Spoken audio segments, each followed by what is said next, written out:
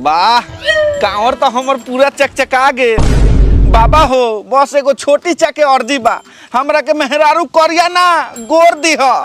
ए बाबा एकरा के मेहरारू गोर दीह, लेकिन हमरा के जवन छोड़ के गेल बानू ओकरा से बेजोर दीह।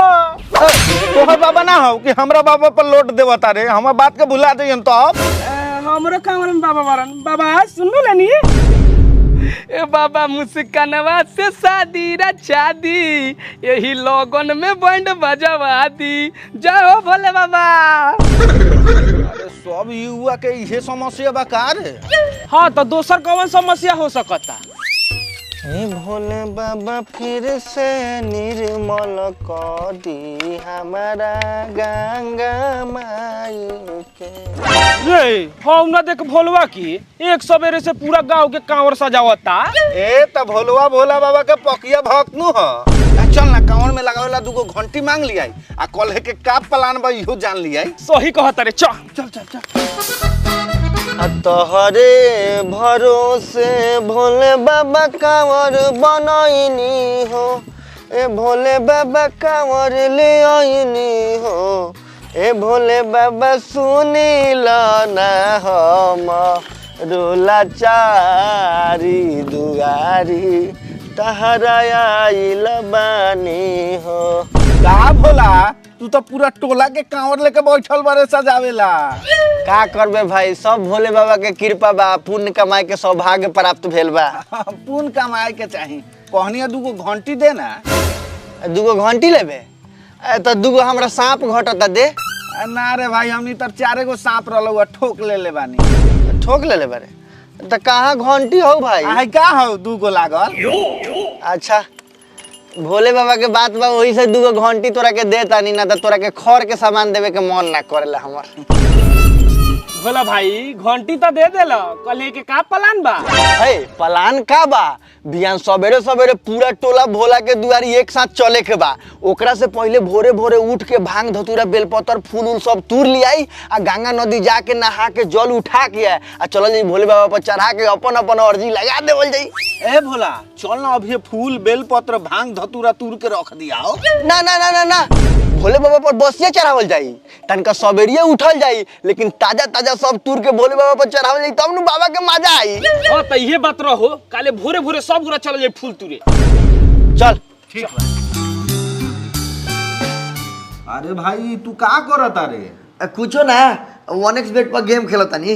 अरे गेम खेल के अपना समय के काहेला बर्बाद कइले बारे? अरे भाई समय बर्बाद नहीं करत, ई कोनो नॉर्मल गेम नहीं खे। हम 1xbet पर गेम खेल के पैसा अर्न करता नी।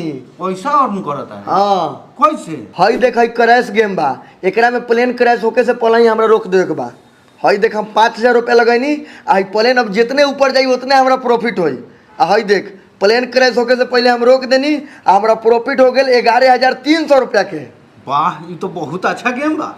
और हाँ 1 मिनट के अंदर में कोनो भी बैंक या यूपीआई या पेटीएम के मदद से तू पैसा विड्रॉल भी कर सकत है। तो रउआ लोग भी गेम खेल के पैसा जीते के चाहते हैं तो हमारे वीडियो के कमेंट बॉक्स में लिंक पिन कल गई बा, तो वहां से रउआ लोग गेम के डाउनलोड करी और हमारे प्रोमो कोड भोजपुरी 1x के यूज करके 1,69,000 और 150 फ्री स्पिन बोनस भी पा सकत है। वाह तो देर कौन बात की, अपने लोगन भी जाई या 1xbet गेम डाउनलोड करी या ढेर सारा पैसा जीती। चल जल्दी, लेट होता है। लेट होता अपने नु कहले रहल कि चल ले फूल तुरे भोरे भोरे आ गोरे गोरे आवते आवते बिहान हो गेला। ऐसा ना भोला बा कि भोला के आंखें ना खुलत लखा। ए सुन ना, तनका अजोड़ हो गेल त ठीक है बा। जाना तारे पिछला बार बेलपत्र के जगह पर अमदूर के पत्ता ले जाके चढ़ा देले रही भोले बाबा के। कैसा आदमी बारे रे? चल चल। अरे साला नीचे तो एको गो फूले ना लौकत हो। सब तो तूर ले हो। अरे फूनगी पर लौकत हो 10-12 गो। छियतरा के चढ़ाओ। आओ छियतर। हां साले चाहत रहा कि हम चढ़ जाई हड्डी गुड्डी तूर ली। रे साला कान्हा पर चढ़ ना टूट तो आओ। हां चढ़।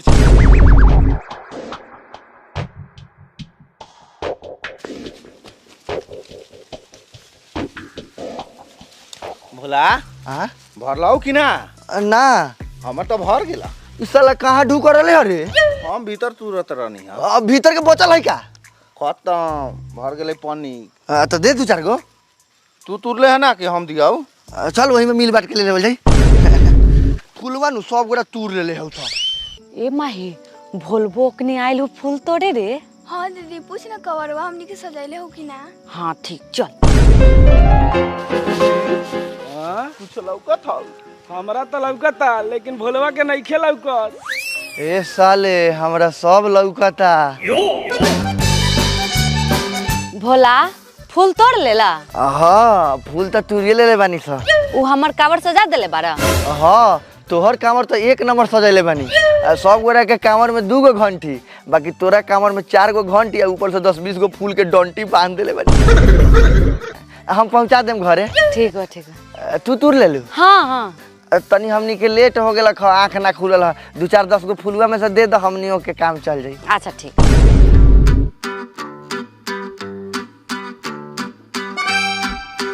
ठीक बा तो जाता नहीं। हाँ ठीक बा। साले दिन रात हमनी के साथे रहबा तो घर के सामान ना देवे में बनी आ ओकरा के 4-4 गो घंटी या 10-20 गो फूल के बनी। तनी सिचुएशन समझ भाई सबके साथ एक लेखन फीलिंग ना आवेला। काहे ना तो कई थई अखिया खोल के सुंदर मुख से बोल के ना शिवाजी काहे ना तो कई थई अखिया खोल के सुंदर मुख से बोल के ना शिवाजी गलावा चढ़ाइब करवा जोड़ के सुंदर मुख से बोल के ना जी गलावा चढ़ाइब करवा जोड़ के। बोल बम अरे बोलैया के सब गोरा जल भरे चल देलै। संदीपुआ एहने आओ जल्दी घरे में रहबे चल जल भरे। हां भोलवा के बोल। ए भोला भाई निकल जल्दी।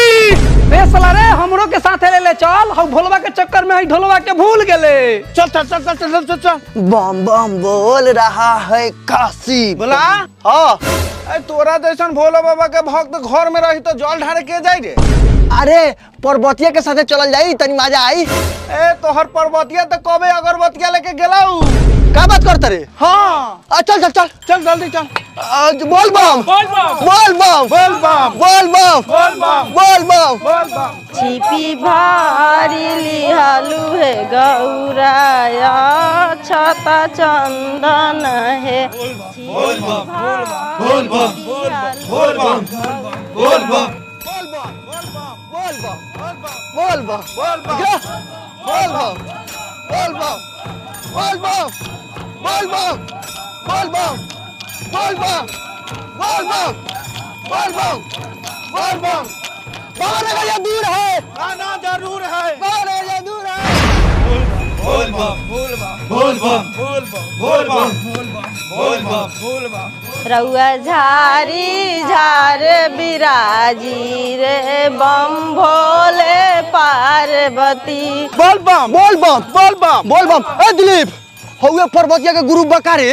का रे इहे बोलले बारे तो चल ना रे। बोल बम साइड बम साइड बम साइड बम साइड बम साइड बम साइड बम साइड बम साइड बम बोल बम साइड बम साइड बम साइड बम। रउआ झारी झार बिराजी रे बम भोले पार्वती। रउआ झारी झार बिराजिले बम भोले पार्वती। ए पर्वतिया है देखना छावरा सके हमनी के गीतवा गावल गाता ई न सकी अपन गाई। ए भौजी तो हमनी के ई वाला गीत ना आवेला हमनी के खाली डीजे वाला आवेला। तो उहे गावा। ए पाटी डीजे वाला गाओ। सब हो के हुनर में हरारू चाही सुंदर सब हो के हुनर में हरारू चाही सुंदर। डीजे टेक मी अंडा। अच्छा चले टेक मी अंडा भोले बाबा कह दिया डांडा। नॉन वेज गाना मत गाओ वेज गाना गाओ बेलपत्र भांग धतूरा गाजा। क्या बेल के पतैया पर लिखो तानी लेटर में हरारू चाही बेटर में हरारू चाही बेटर डीजे चिलम गाजा में हरारू चाही बेटर डीजे आलू हो जाइए कंवरिया चालू में हरारू चाही बेटर डीजे गाजा मार ले बता जाई माजा बोल बोल। बेल के पतैया पर लिखो तानी लेटर में हरारू चाही बेटर में हरारू चाही बेटर में हरारू चाही बेटर में हरारू चाही बेटर बोल बोल बोल बोल बोल बोल बोल बोल बोल बोल बोल बोल बोल बम बाबा नगरिया दूर है, जाना जरूर है, बाबा नगरिया दूर है, जाना जरूर है, बाबा नगरिया दूर है, जाना जरूर है, बाबा नगरिया दूर है, जाना जरूर है। बोल बम बोल बम बोल बम बोल बम बचा के बम बोल बम बम बचा के अब बहुत कांदो बा बम बचा के डूबे के नहीं खे ए सटा मत बम पीछे ही रह लोग अब पार्वती बचा के चली हा पार्वती को उठा के आना ले ले। ना अच्छा बचा के बम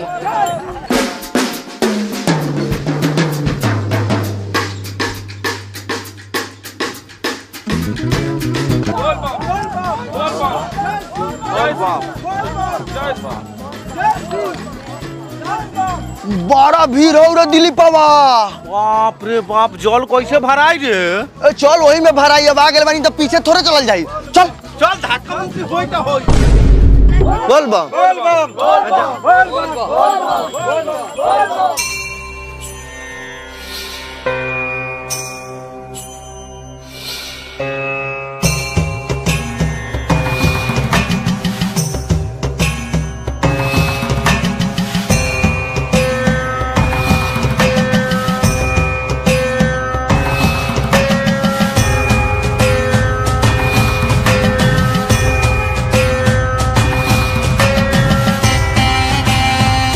बोलू बम बोल बम बोल बम बोल बम बोल बम बोल बम बोलू बम बोल बम बोल बम बोल बम बोल बम बोल बम।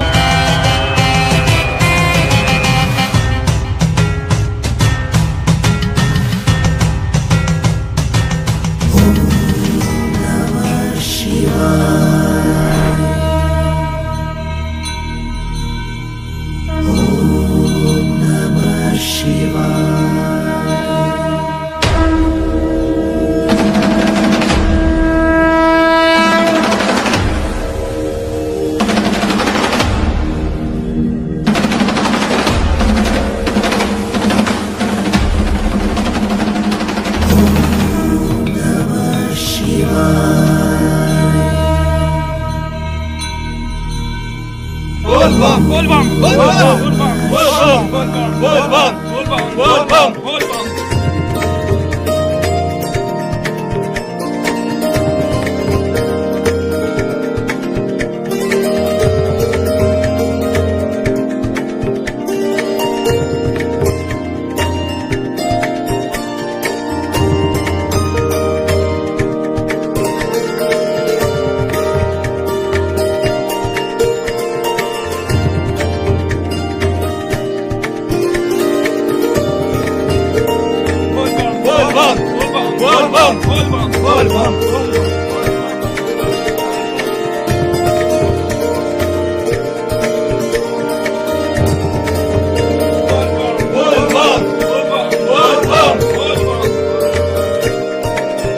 जय शिव जय शिव जय शिव जय शिव जय शिव जय शिव जय शिव जय शिव जय शिव जय शिव जय शिव।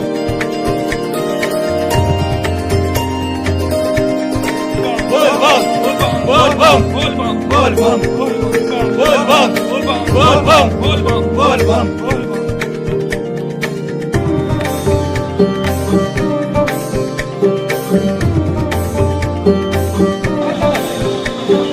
ए पार्वतिया ए जिलेबी ले ले बानी खइबे।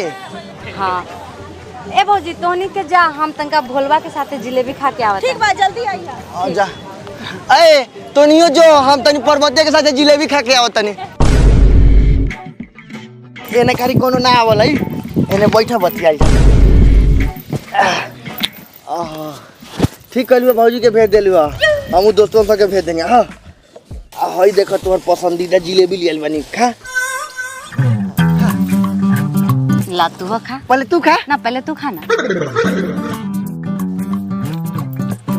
मीठ लागत हवा ना हमरा के खट्टा लागता। सातो खट्टा लागत हवा का पगला जिलेबी मीठ ना रही तो खट्टा रहे। हाँ उहे तो मीठ लागत हमरा तो मीठे लागत हमरो मीठे लागे। कहता नहीं कि भोले बाबा से कथी मांगलू है कथी मांगम जोड़ी तोहरे से लागो हमार इहे मंगनी हा ए पगलू। साचो सेम टू यू कौन है तो बात आगे बढ़ाओ ना पापा से कह के। तो पते बा पापा हमार सरकारी नौकरी वाला लड़का खोजता रहा। ए तो हम परीक्षा देले बानी, हमर ज्वाइनिंग लेटर आवे वाला बा, हमहू दरोगा बनिए जाएम। 5 साल से ये सुनतानी दरोगा बनम अभी ले चौकीदारो न बनला। ए चौकीदार नहीं के बने के, हमरा दरोगा बने के बा। अब भोले बाबा पर हमरा पूरा भरोसा बा, अब की बार हम बन जाएम। ये तरह दरोगा बने के चक्कर में ना हम कहीं कोनो दोगला के दुल्हन न बन। ना ऐसे काहे बोलत तारू, भोले बाबा के हमरा पर कृपा बा, अबरी नौकरी लाग जाई देखियो। ए चुप पापा के फोन। बटिया हेलो हाँ पापा जल्दी घर आओ, कुटुम आए लोग देखे।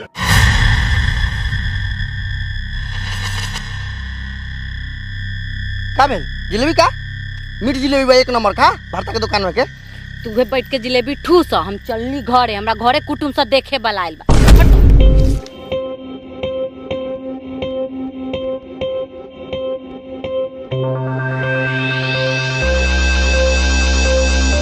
रउआ का लगता हम दुबेरा रउआ के जल ढारे आनी है ना, हम बस रउआ से ये कहे आनी है कि हम जब दिन रात रउआ पूजा पाठ करते बानी, इतना भक्ति करत नहीं, तबो हमारे को छोट मनोकामना रउआ पूरा ना कहनी, तो हम कैसे मान ली कि रउआ पूरा दुनिया के खुश रखत हो कम। अब बहुत तकलीफ होता बाबा, आज के बाद हमरा से रउआ पूजा पाठ ना कल जाए, आज के बाद हम रउआ पूजा पाठ ना करो। हम जाने तनी कि रउआ करोड़ों भक्त लोग बा, एगो हमरा कम भेला तो रउआ कोनो फर्क ना पड़ी, लेकिन अब हमरा से ना होई, हमर भरोसा उठ गेल रउआ पर से बाबा।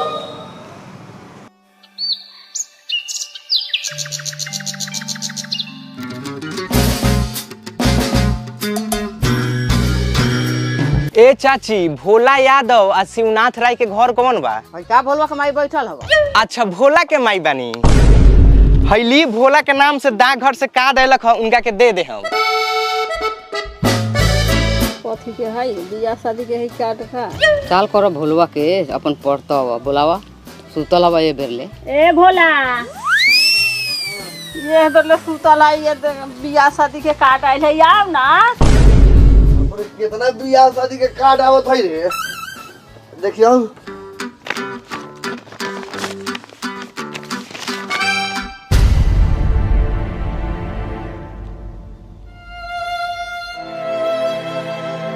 माई रे, अरे ई कोनो के बियाह के कार्ड ना हो रे माई, ई तो हमरा जिंदगी के कार्ड हो। हम दरोगा बन गए भाई, हम आओ तनी पर्वतिया के घर से बियाह के बात करके।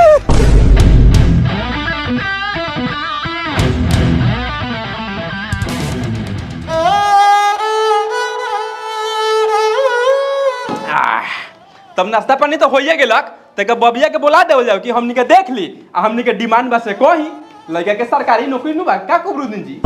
हां काहे ना, जो बबू बबिया के बोला ला। ठीक बा, बोला के लिया।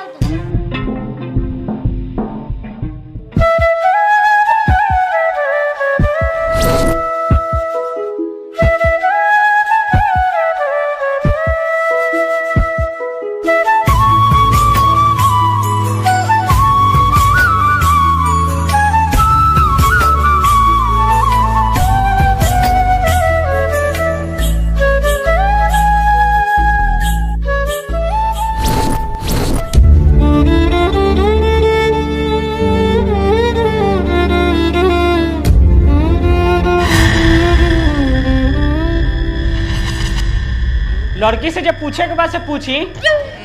एबे पूछे के का बाटे, लड़की तो सर्व गुण संपन्न बा, लड़की हमरा पूरा पसंद बा।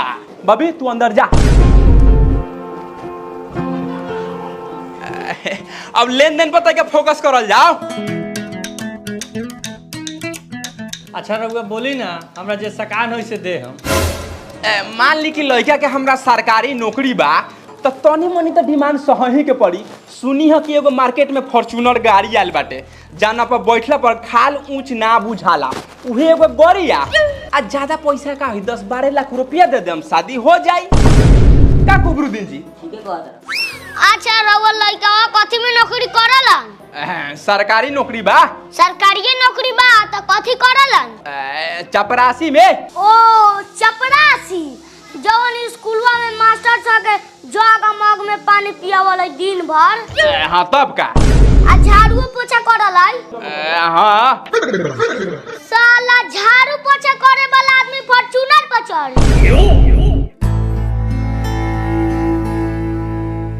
अजीब खेल खेलत रहा भगवान हमरा साथे।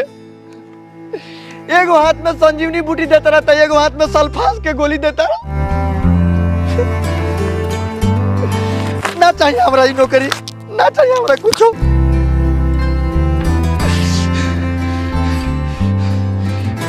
अब हम जी के क्या करो, अब हम जी के क्या करो।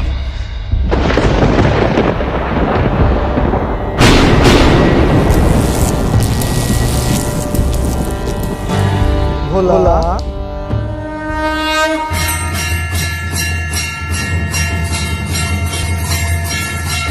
भोलेनाथ भोलेनाथ बाबा, हम तो रउआ के देख के धन हो गए नी बाबा। भोला हे भोला, तू ही का करे जात रहले? ओ का करे जात रहनी हो? अब हमरा जिंदगी से मन भर गेल बा। रउरे शरण में आवे के चाहत रहनी, हम आ गेल बानी स्वर्ग में। अब रउरे शरण में हम अब रहम। अभी स्वर्ग में ना, अभी तू तो धरती पर बानी। आए धरती पे बानी? एकर मतलब रउआ धरती पे आइल बानी का? हाँ भोला। तो काहेला रउआ धरती पे आइनी है? हम भले मर के रउआ लगे तो चली आईती। ना ना, अभी तो समय नहीं पूरल। बाबा तो हम जियम केकरा खातिर? एक जनी से प्रेमो करत रही तो उनकर तो बियाह हो गेल। ना ना, तू जैसे सोचता रहे वैसे कुछो नहीं भेल। क्या बात करत तनी? एक मतलब हमार शादी ओकरा से हो जाई? अवश्य होई बालक, ये हमार 100% गारंटी बा। हम जाई का ओकरा घरे? हाँ भोला, हम अपना भक्त के कबो निराश ना करेनी। बाकी तो इन्हें के विश्वास हमरा पर से बहुत जल्दी उठ जाला। बाबा रउआ तो अंतर्यामी बानी, हम धन हो गए नी बाबा। बाबा रउआ तो अंतर्यामी।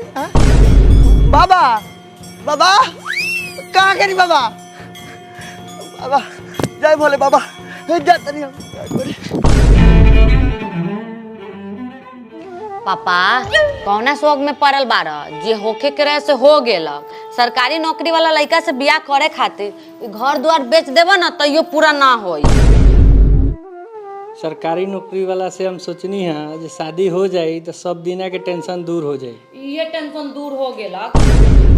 पार्वती हमर सरकारी नौकरी लाग गेल। साचू में का बोला? हाँ बाबूजी, अगर और कोनो एतराज ना होके तो हम पर्वतिया से बियाह कर सकिले। हमनी के बचपने से एक दूसरा के चाहिए। और वो पूछ सकतनी कितना प्रेम बा पर्वतिया के हमरा से? हमरा कोनो इतराज नहीं के, हम पर्वतिया के हाथ तोरा हाथ में देते हैं। सही में?